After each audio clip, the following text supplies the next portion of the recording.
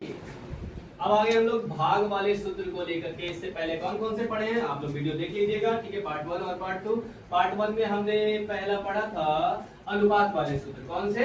अनुपात वाले सूत्र जरूर देखिएगा। उसके बाद गुना वाले सूत्र को जरूर से जरूर देखिएगा, तभी जाकर के इसे आप भाग वाले सूत्र को देखिएगा, ठीक है।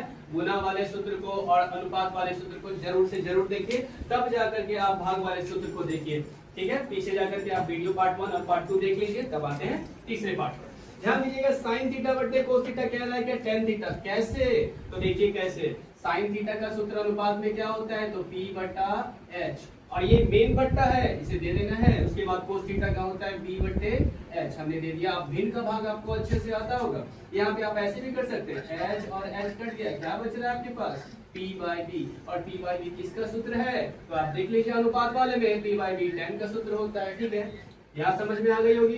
अब ये कौन सा लाइन आ गया भाई? देखिए, साइन को अगर इसके नीचे 1 डाल देते हैं, साइन को 1 से गुना करेंगे तो साइन बचेगा, कोस को 10 से गुना करेंगे तो कोस गुना 10 हो जाएगा। अर्थात साइन थीटा का आपके पास 3 फॉर्मूले हो चुके हैं। एक हो गया P बटा H, एक हो गया कोस बाय कोस इंटू 10, और एक बताए थे को साइन बराबर 1 बाय कोसेक। आगे ध्यान देंगे, इसमें ये कहां से आ गया?